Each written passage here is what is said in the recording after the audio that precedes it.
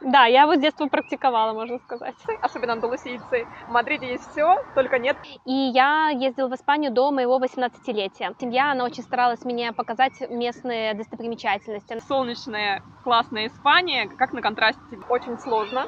Далеко не всех приглашают. Испания и Беларусь. Что может быть между ними общего? А вы знали, что белорусские дети каждое лето ездили в Испанию бесплатно по специальной программе? И сегодня расскажет об этой программе моя новая гостья Елена, которая участвовала в этой программе и теперь живет в Испании. Ну давайте не будем терять время и узнаем ее историю. Поехали!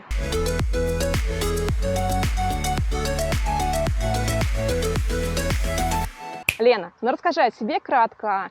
Когда ты переехала в Испанию, сколько лет уже тут живешь, знала ли испанский заранее и вообще из какого города Беларуси ты переехала? Я из города Мозыря, это Гомельская область, и я живу в Испании уже практически 5 лет. И когда я переехала сюда, я уже говорила на испанском языке. Именно с этим связана вот эта замечательная история по программе детского оздоровления. Лена, ты участвовала в особой программе «Дети Чернобыля». И расскажи вообще, как в нее можно было попасть? Все ли дети могли поехать в Испанию? Программа детского оздоровления – это государственная программа между Республикой Беларусь, Россией и Украиной и европейскими государствами. Самое большое количество детей выезжало на оздоровление в Испанию, в Италию, но также выезжали на оздоровление во Францию, в Бельгию, в Германию и другие страны. И для того, чтобы попасть, можно сказать, для того, чтобы быть вот таким счастливым участником этой программы, то, конечно, поездки распределялись с администрацией города. И в основном это происходило в школах, когда нужны были дети определенного возраста. Также участвовали многодетные дети, дети из неблагополучных семей, дети из детских домов. А выбор пал на Испанию случайно? То есть не вы выбирали, да? Это вам сказали, то, что ты поедешь в Испанию? Да, это было абсолютно случайно. Просто Тебе вот... так повезло? Да, так повезло. Замечательно. Вытянул счастливый билетик. Это верно. А в каком году ты первый раз поехала в Испанию? Первый раз я поехала в 94 году, мне тогда было 7 лет, и я ездила в Испанию до моего 18-летия. Вообще да, вот буквально, вообще детское оздоровление, оно всегда проходило в летний период и в зимний период. Летний период это был 1 или 2 месяца, и в зимний период это был 1 месяц, это было связано с школьным обучением. И вот моя семья испанская, она меня приглашала всегда в летний период, но зато всегда на 2 месяца, поэтому 2 месяца в году я проводила в Испании. Круто, круто. И где ты жила? В каком городе Испании? Этот город называется Марата-де-Тахуня, он находится в пригороде Мадрида. Классно. А что у тебя за семья была? Кто тебя выбрал? Моя семья состояла из священника. Он был священником вот как раз-таки в этом городке Марата-де-Тахуня, и он жил вместе со своей сестрой. И так как они были семьей, а не парой, у детей у них, естественно, не было, и для них вот было огромной радостью вызывать белорусского ребенка для того, чтобы, ну вот, так сказать, испытать вот эти детские радость иметь детей. А я знаю, что у тебя еще есть сестра, а сестра твоя ездила в Испанию? Да, все верно. Первый год я поехала одна, а на второй год меня уже пригласили с моей сестрой. Для нас это было просто огромной удачей, огромным счастьем, потому что мы не только были в Испании, но мы еще проводили время вместе. А там же, я так понимаю, вы же ездили, вы что, не знали испанский. И как вам получалось общаться с испанцами? Это удивительно, как дети могут научиться говорить на любом языке или понять другого человека абсолютно без проблем. Часто, когда я об этом вспоминаю, потому что меня об этом многие спрашивают, если честно, не помню какой-то момент, какой-то лингвистическая проблема, что я не могла что-то объяснить. То есть всегда меня все прекрасно понимали. Я думаю, конечно, было сильное желание испанцев меня понять и мне им что-то объяснить. Но я также рисовала очень много показывала руками, мимикой. Игра крокодил? Да. Там я как раз-таки очень много практиковала. Все верно. Кстати, сейчас я сколько с испанцами, когда общалась, как-то вот среди друзей наших, они не играют в крокодил, как я привыкла с русскими друзьями. И мне это немножко странно. А ты вот с детства? Да, я вот с детства практиковала, можно сказать. Лена, расскажи, а что вы делали в Испании? Вот с семьей вы куда-то ездили, там, я не знаю, может быть, какие-то экскурсии, музеи? Я просто даже не знаю, чем вы 2 месяца занимались в Мадриде, ну, под Мадридом. Вообще, я считаю, что мне очень повезло, потому что моя семья, она очень старалась мне показать местные достопримечательности. Она меня очень много вывозила на экскурсии, в музеи. То есть я, можно сказать, счастливчик, потому что я, во-первых, посетила соседние города, а во-вторых, я посетила очень много музеев. И, конечно, они старались, чтобы мы как можно больше времени проводили на свежем воздухе, чтобы мы плавали в бассейне, чтобы мы ездили на море. То есть просто невероятные усилия. Просто спасибо огромное моей семье, другим семьям, которые вызывали белорусских детей. Потому что, конечно, они именно старались нас оздоровить. Насколько я знаю, они же были волонтерами, то есть это все за счет семей, да? Да. В основном все эти программы, они оплачивались семьями, то есть оплачивались и авиабилеты, проживание, питание, ну, конечно, какие-то подарки. То есть семьи всегда старались купить что-то для и школьных принадлежностей для учебного года, что-то из одежды, из обуви. Ну, также стараются вас как бы оздоровлять, да? Может, какие-то они проводили, я не знаю, вас к докторам водили, то есть это же оздоровительная программа? Да, все верно. Мы посещали, был медицинский осмотр, но так как мы находились на оздоровлении, то никаких ни хирургических, ни медицинских вмешательств не было. Но хорошее питание, здоровая рыба, морепродукты, фрукты, овощи, да. Вот это, конечно, было. Да, это, конечно, классно. было. Я думаю, солнце, чистый воздух, море. Все верно. И потом в течение года я замечала, что гораздо реже мы болели, гораздо реже. Скажи, а такой контраст. Ты возвращалась в Беларусь в сентябре, да, примерно? Или Да, все верно. В сентябре, да? То есть начинался учебный год. Наши страны все-таки они такие более северные, более серые. Ну, в начале осени еще, конечно, золотая красивая, но потом наступает зима, да, серость и такая солнечная, классная Испания. Как на контрасте тебе 10 лет так и...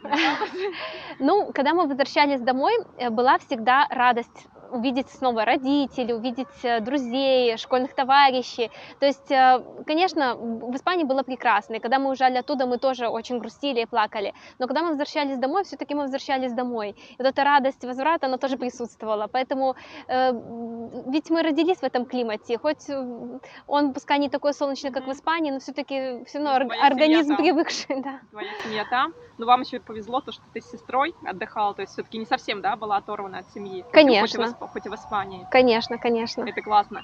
А как реально повлияло на твое здоровье эти поездки? Вас потом проверяли после того, ты приехала в Беларусь? Да, мы проходили всегда медицинский осмотр перед отправлением в Испанию. Это было необходимой частью для оформления документов. И когда мы возвращались, мы тоже, в принципе, проходили медицинский осмотр. Но в целом сказать, что вот какой-то параметр улучшился, это очень сложно. Тем более раньше медицинские осмотры, они не были такими детальными, как сейчас. Но тот факт, что мы болели гораздо реже, то есть возвращались с определенным румянцем, то это, конечно, загорелые, да. Это очень чувствовалось, это все верно. Мне кажется, многие дети о ней мечтали. Я думаю, конечно, мечтали. Огромное спасибо европейским семьям, которые вызывали белорусских детей на оздоровление. Я знаю, что эта программа, она буквально вот закончилась сейчас, когда началась пандемия, то есть до сегодняшнего дня дети по-прежнему выезжали на оздоровление. Больше 30 лет. Да, больше 30 лет, все верно. Больше 30 лет дети выезжали на оздоровление.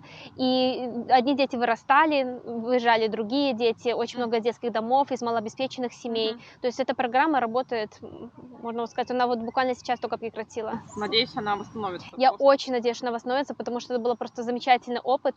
И те дети, которые уже привыкли к своим семьям, у которых завязались определенные отношения, то есть, конечно, им очень грустно, точно так же, как и грустно европейским семьям. Лен, скажи, а вот эти поездки, как они вообще на тебя повлияли? Целых 10 лет ездить в Испанию. Я бы сказала, что и я, и моя сестра, мы просто влюбились в эту страну, влюбились в этот язык. И когда встал вопрос о том, где продолжать наше обучение, то мы практически единогласно обе поступили в Минский ИНЯС и закончили факультет испанского языка. И хочу вам сказать честно, что факультет испанского языка всегда имел такую определенную яркость. Это был самый маленький факультет в университете, но зато самый дружный, как и испанцы. И также я слышала, что ты участвовала в этой программе уже как волонтер, да? То есть раньше ты ездила? Да, все верно. Когда я училась в университете и уже проживала в Минске, то я начала на волонтерских началах работать в благотворительных фондах. В Минске есть несколько благотворительных фондов, и в одном из них я работала как волонтер на протяжении 13 лет.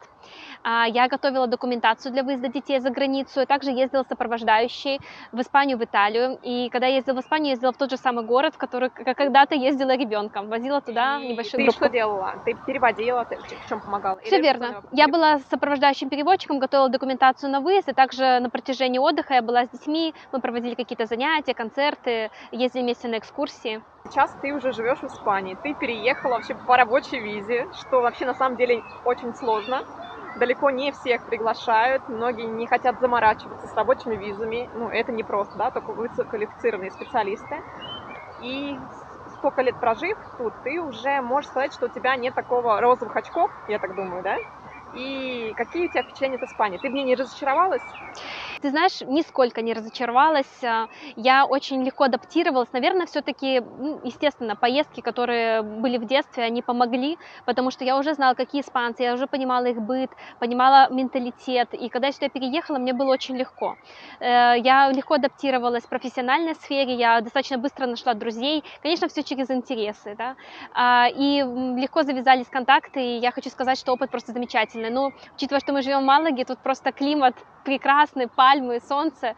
Люди общительные. Люди очень общительные, то есть, Да, конечно, плюс- место райское. Плюс у тебя вообще очень классный испанский акцент, как отметил мой муж, что, в Спасибо. принципе, ты, можно сказать, сошла за испанку. Как блондинка, конечно, не совсем выделяешься. Спасибо. И по работе ты ездишь очень много по всем провинциям Испании, и какая-то провинция тебе запала в душу, что тебе понравилось больше всего? Да, все верно. Я очень много путешествую по работе, и я хочу сказать, что мне нравится любая провинция, где есть море. То есть, где есть море, пляж, солнце, замечательно. Даже вулканический песок тебя устроит. Неважно. Да? Конечно, человеку, который родился в Беларуси, который не имеет возможности видеть море каждый день, это, конечно, просто подарок. И вот здесь, проживая в Малаге, я в любой момент свободный, выходной, вечером, всегда стараюсь поехать к морю, потому что я понимаю, это просто такая уникальная возможность видеть море в любой день. И тебя еще нет, да, такого, что ты присытилась? Вот море. Нет, вот удивительно, 5 лет я на таком просто очень активной такой позиции, очень много путешествую, очень много езжу, стараюсь абсолютно не сидеть дома, и нет, не наступило этого пресыщения, каждый день, как новый день, наслаждаюсь. Я вот тоже еще пока не устала от моря, и надеюсь, это не пройдет. Я не хочу думать, вот как испанцы, для них Да. все-таки это море, это обыденность. Вот Да, дети есть тут такое. рождаются, ну, много кого я знаю знакомых, ну, да, они гуляют по пляжу, там, ну, для них это обычно, как для нас, я не знаю, гулять в обычном парке, не знаю, Да, в лесу всё или около речки, да, то есть не думаю, что это что-то такое необычное, а мы, когда никогда не жили у моря, ну, кто-то жил, конечно, но мы не жили, да, с тобой, и приехать и жить в стране, где вот горы, море, это просто сказка. Это сказка, все верно. И я так понимаю, Испания тебя полностью устраивает, но спрашиваю у всех такой вопрос. Хотел ли бы ты в будущем поменять страну? Я думаю, что я бы не поменяла страну, но по рабочим моментам я как раз-таки сейчас буду менять город. Я переезжаю в Мадрид, и, конечно, очень грустно прощаться с Малагой, я признаю это, но есть профессиональные определенные желания, амбиции, поэтому есть Да. профессиональный рост, поэтому столица, нужно конечно, менять город. Работа, больше выбора именно в Мадриде. Всё Ну, как верно. говорят испанцы, особенно андалусийцы, в Мадриде есть все, только нет пляжа, ну и моря. Всё верно. Там даже я видела какое-то видео про Мадрид, у них какой-то есть местный пляж, это просто фонтанчики и зеленая Кстати, трава. да, есть.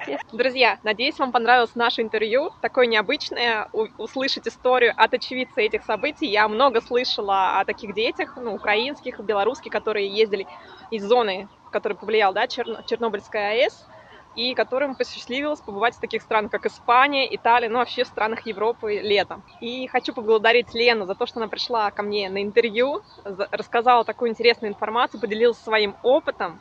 Если у вас остались еще какие-то вопросы, пишите в комментарии, Лена ответит, я тоже буду отвечать. И ставьте, конечно же, лайк нам за старание. И все, до встречи. Адьос, пока. Адьос.